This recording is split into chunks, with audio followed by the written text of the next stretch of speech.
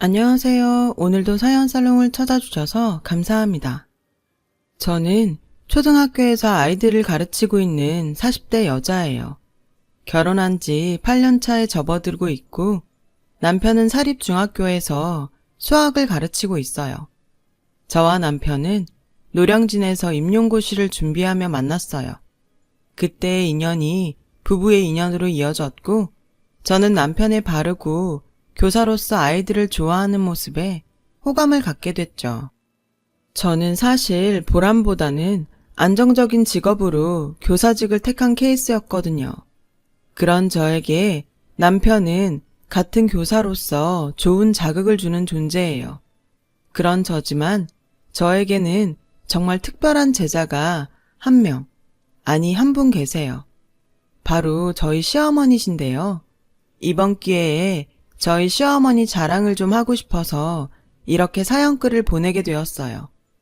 결혼 전 남편의 집은 가부장적인 분위기와 남편의 위로 누나가 3명이나 있다는 점을 빼고는 마음에 걸리는 부분이 없었어요.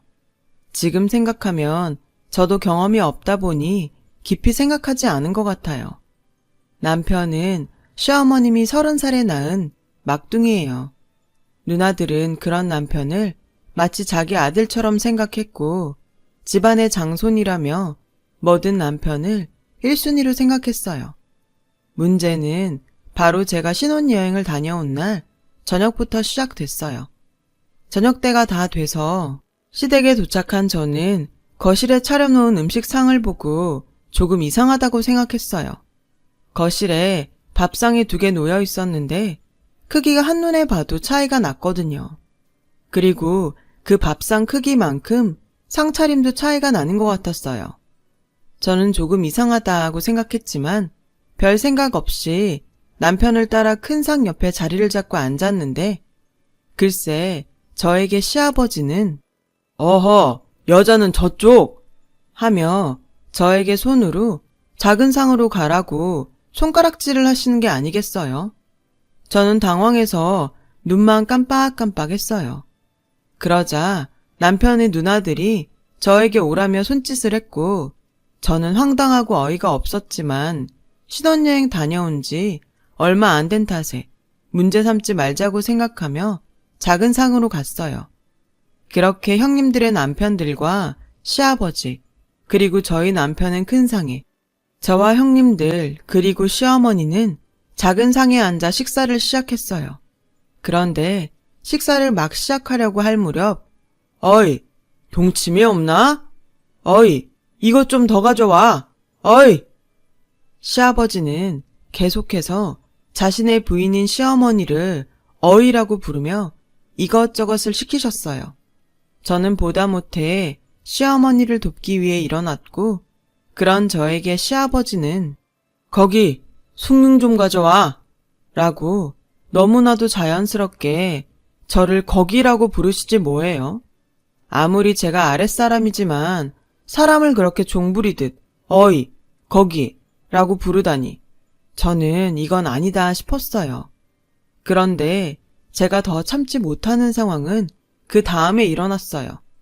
어이, 전에 선물로 받은 법주 가지고 와. 냉장고에 넣어놨어. 시아버지는 시어머니께 술을 가지고 오라고 하셨고 시어머니는 시아버님이 말한 술을 꺼내기 위해 냉장고 문을 여셨는데 술을 못 찾으시는 듯 한참을 냉장고 안을 들여다보고 계셨어요. 거참, 왜 이리 굼떠? 기다리다 목 빠지겠네. 시아버지는 조금도 기다리지 못하고 목소리를 높이셨고 저는 냉장고로 가서 구석에 놓여있는 술병을 하나 꺼내 이게 맞냐고 시아버님께 여쭤봤어요. 거기 적혀 있잖아. 뭘 물어? 찾았으면 빨리 갖고 와. 저는 별것도 아닌 일에 연신 짜증을 내는 시아버지가 불쾌했어요. 그런 제 속마음이 보였는지 시어머니는 냉큼 제 손에 들린 술병과 술잔을 챙겨 시아버지에게 갖고 저는 애써 화를 누르며 다시 작은 상 앞에 앉았는데 아무리 글씨 모르는 바보라도 병만 보면 모르나. 이 봐봐. 딱 봐도 술병이잖아.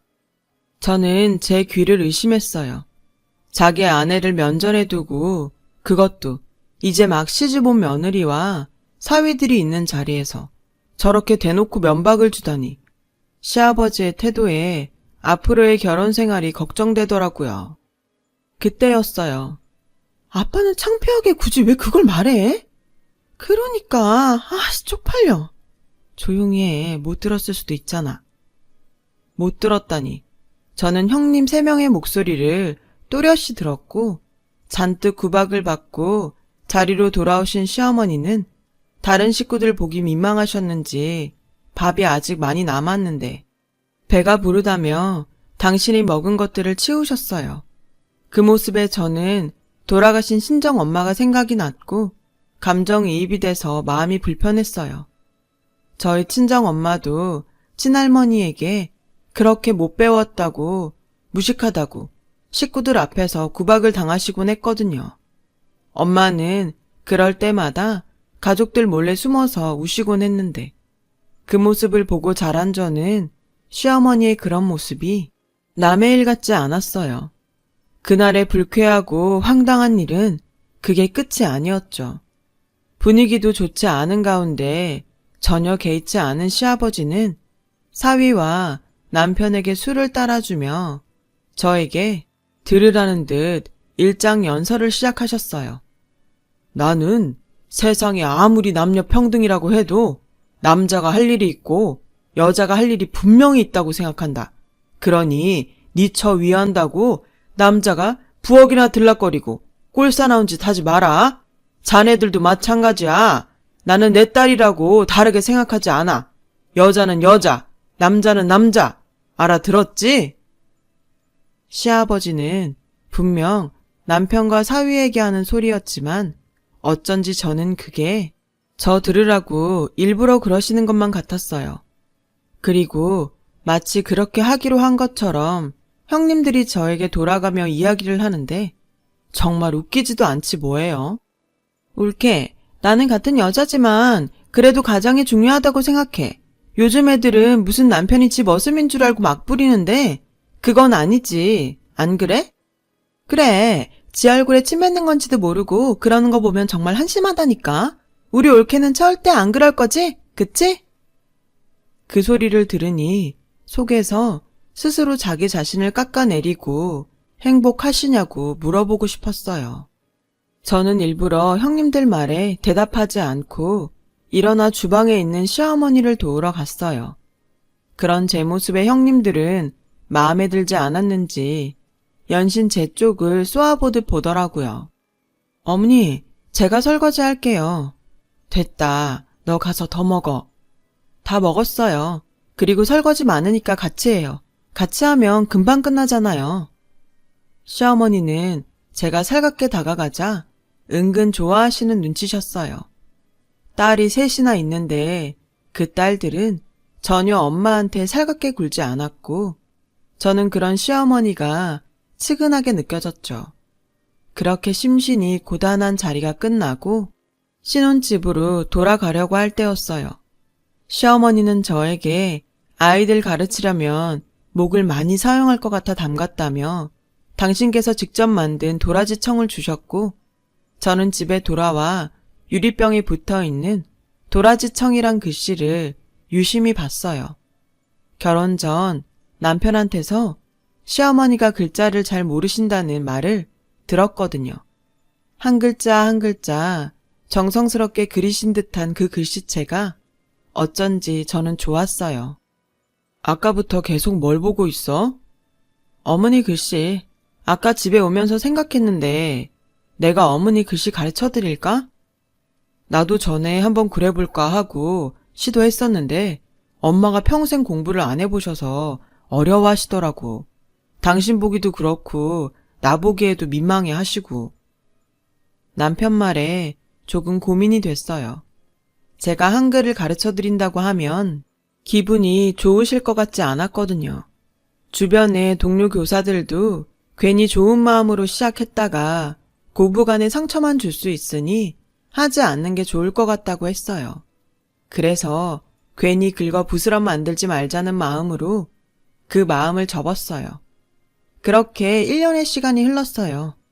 저는 임신을 했고 입덧이 끝나 좀 나아지려고 하는 시점에 무슨 이유에서인지 조상기가 있어 병원에 입원하게 되었어요.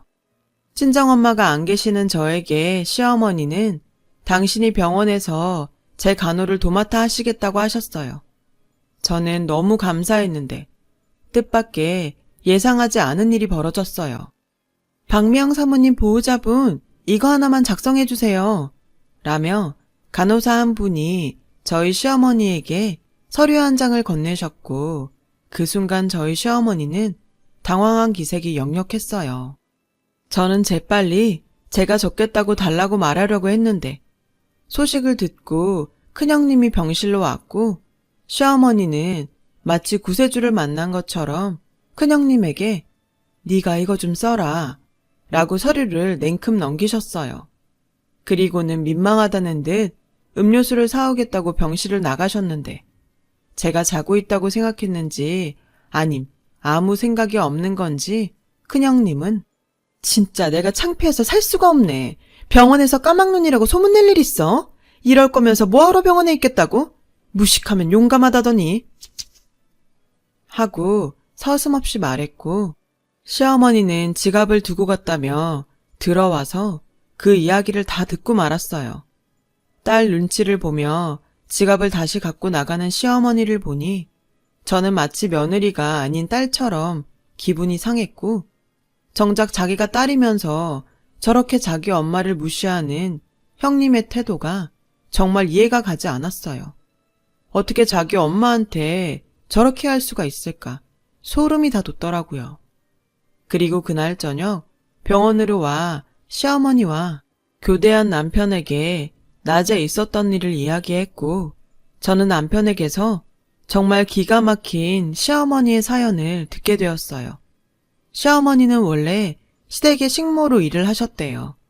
그것도 지금은 상상할 수 없는 9살의 나이로요.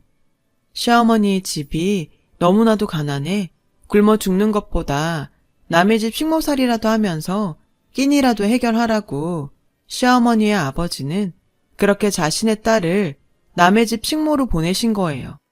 손이 귀한 시댁은 자식이라곤 시아버지 혼자밖에 없었고 워낙에 귀하게 오냐오냐 자란 탓에 남자로 태어난 게 무슨 벼슬이라도 되는 듯 그렇게 항상 기고만장하게 사셨다고 하더라고요.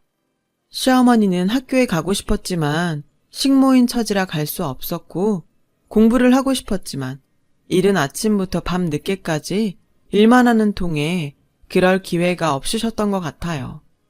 그렇게 시어머니는 시댁에서 식모로 10대와 20대를 보냈고 그 무렵 장가를 간 시아버지는 첫째 부인이 계속해서 아들을 낳지 못하고 딸만 낳자 자신의 어머니와 합세해 부인을 내쫓다시피 하셨대요.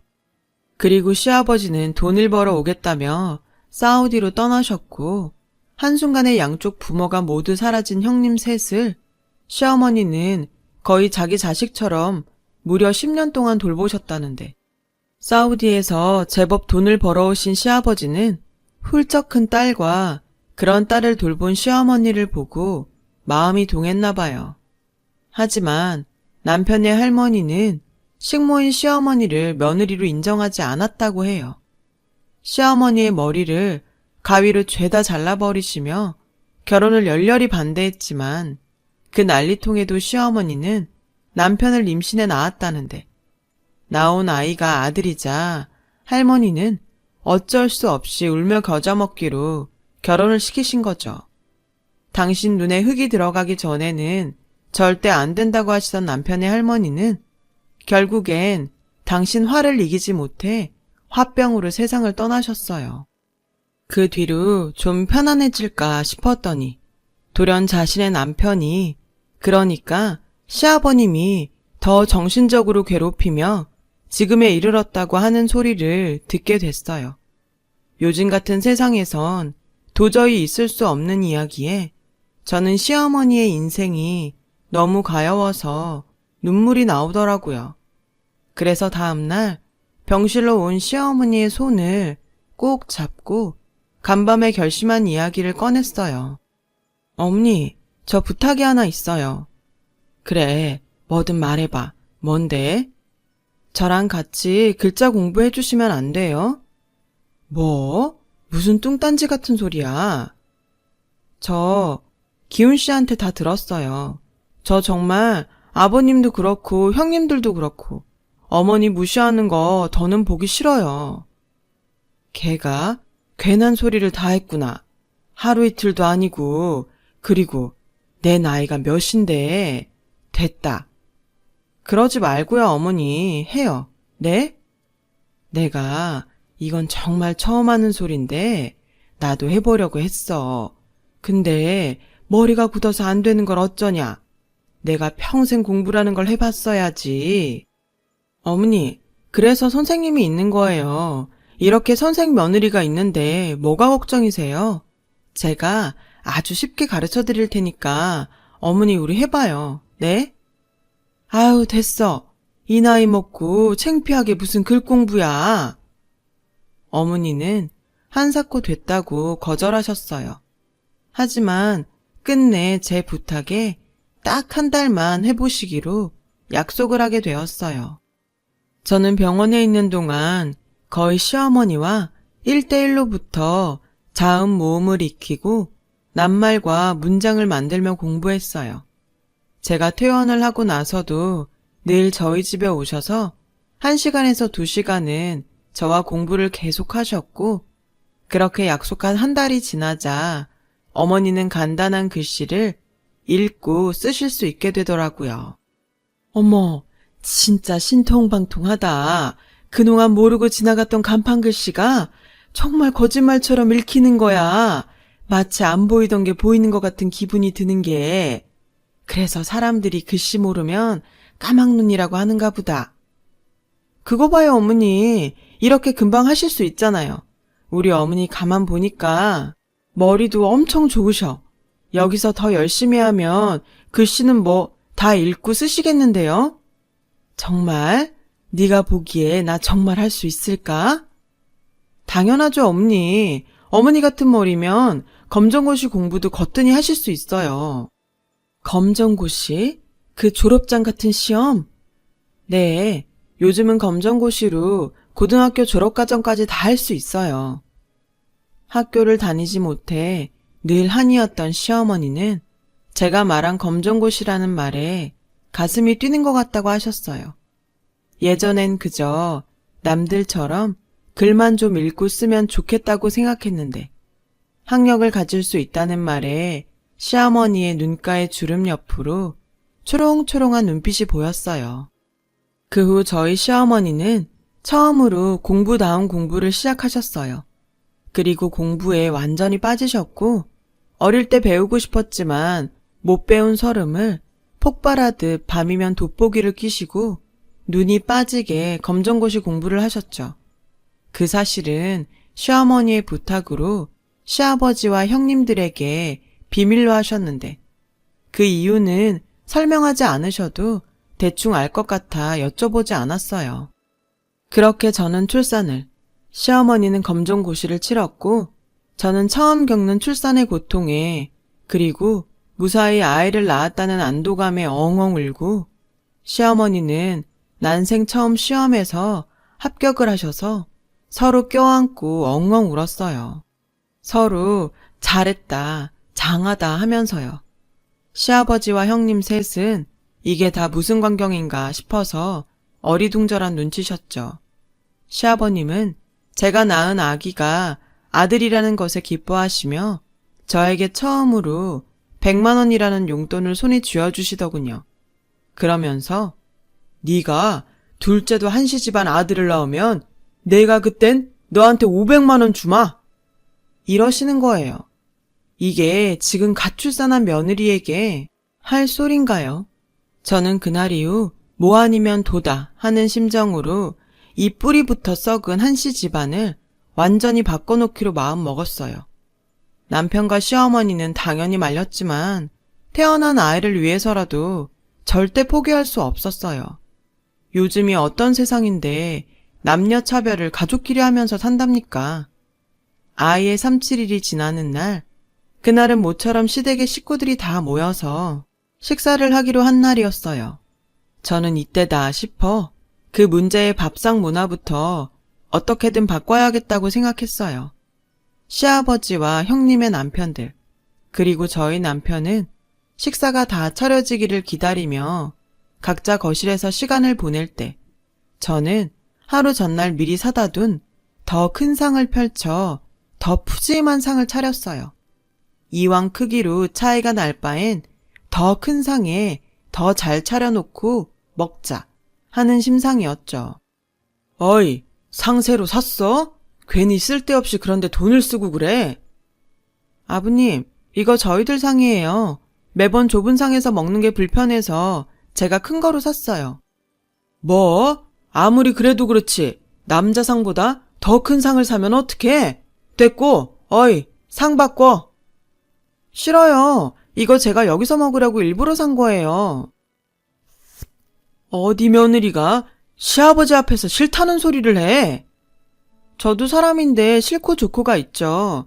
아버님도 싫은 건 싫다고 하시잖아요. 아니면 이상으로 다 같이 드시는 건 어때요? 충분할 것 같은데. 어디서 남녀가 겸상을? 됐다. 난 밥 안 먹을 테니 니들끼리 알아서 해라. 시아버지는 얼굴이 빨갛게 달아올라서는 방으로 들어가셨어요.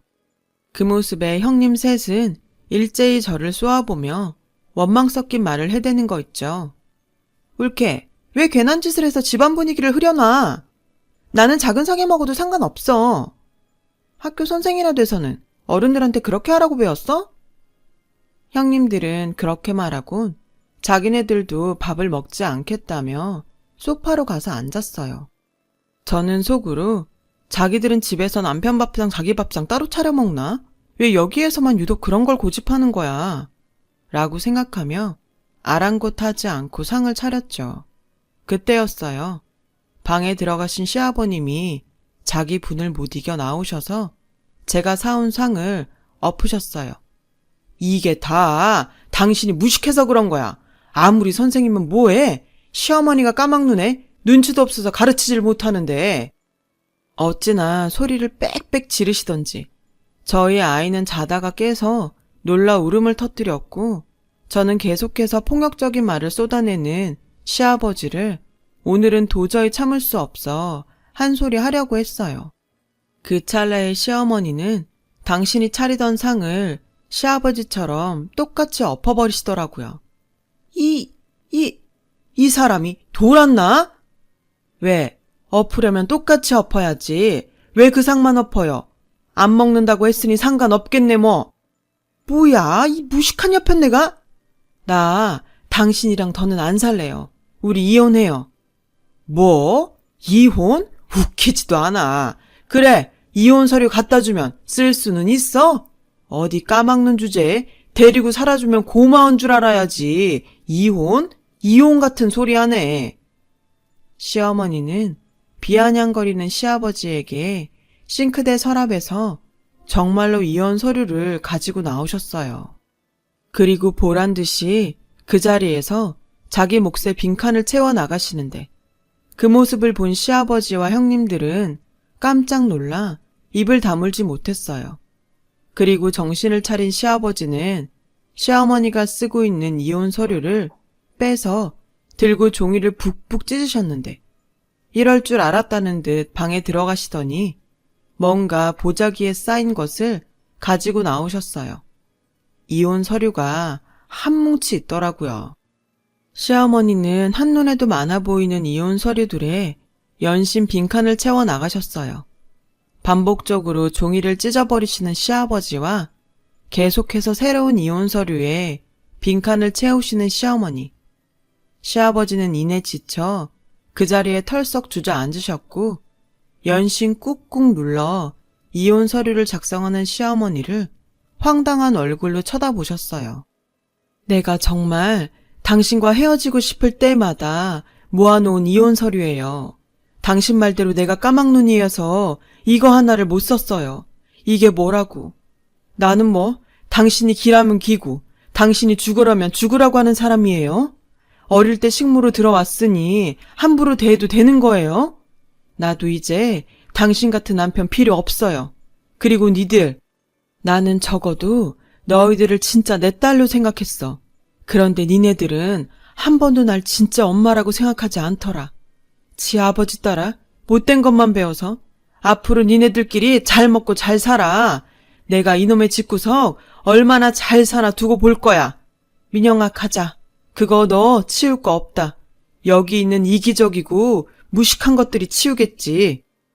시어머니는 그 길로 짐을 싸서 집을 나오셨어요. 저야 당연히 시어머니 편이니 시어머니를 따라 나왔죠. 그 후 시어머니는 시아버지 보란 듯이 이혼 소송을 통해서 위자료까지 두둑히 챙기며 황혼 이혼에 성공하셨어요.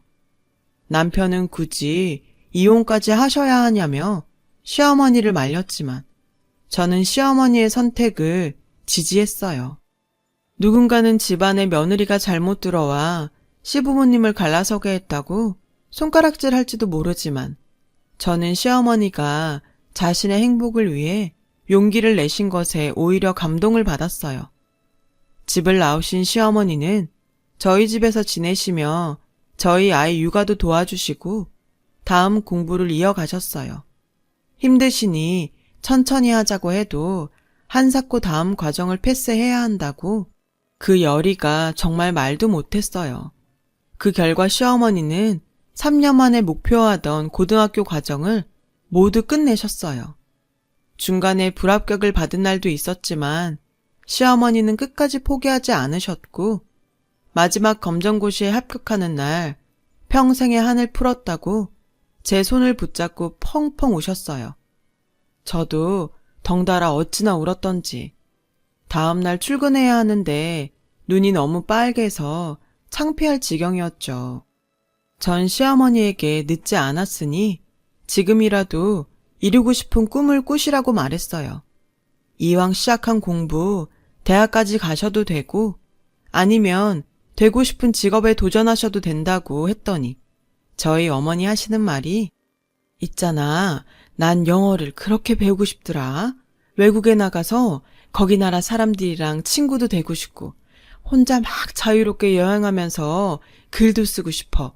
왜 요즘 블로그? 그런 거 있잖아. 저는 또다시 초롱초롱한 눈빛을 보이며 당신이 하고 싶은 것에 관해 이야기를 하는 시어머니를 보고 지지하지 않을 수 없었어요. 그래서 그 후로 저는 영어학원에 시어머니를 등록해 드렸고 그렇게 딱 1년을 공부하신 시어머니는 호주로 떠나셨어요. 제가 왜 하고 많은 나라 중에 호주냐고 물었더니 거기 캥거루가 정말 그렇게 주머니에 지 새끼를 넣고 뛰어다니는지 궁금해서 라고 하셨어요. 이유가 어쨌건 시어머니는 당신의 첫 번째 꿈을 위해 비행기에 오르셨고 남편과 저는 부디 건강만 하시고 연락 자주 주시라고 신신당부했어요. 지금 저희 시어머니는 여행 블로그를 잘 운영하시면서 아직도 긴 여행에서 돌아오지 않고 계세요. 블로그에 보면 꽤 팬이 많아요. 거기 사진이며 글솜씨까지 정말 이젠 제가 거꾸로 시어머니에게 컴퓨터 활용 능력을 배워야 할 판이에요. 저는 저희 시어머니를 보며 나이는 정말 숫자에 불과하구나. 꿈을 꾸는 사람이 이루는 거구나 하는 진리를 다시금 깨달아요. 아, 그리고 얼마 전 저희 시아버지는 가지고 계시던 당뇨와 고혈압, 고지혈증 등등의 지병으로 남은 재산을 털어 요양원에 자진해서 입소하셨어요. 시어머니가 집을 나가고 형님들도 발길을 뚝 끊었고 결국 외롭게 당신의 말년을 요양원에서 보내시는 시아버지를 보면 정말 사람은 마음보를 착하게 먹어야 한다는 생각을 하게 되네요. 부디 저희 아들은 할아버지를 닮지 말고 할머니를 닮길 바라며 지금까지 저의 긴 이야기 들어주셔서 감사합니다. 여러분 모두 행복한 꽃길만 걸으세요. 여러분, 사연 댓글에 응원과 현명한 조언 부탁드려요. 좋아요와 구독은 저에게 큰 힘이 됩니다. 오늘도 좋은 일 가득하세요.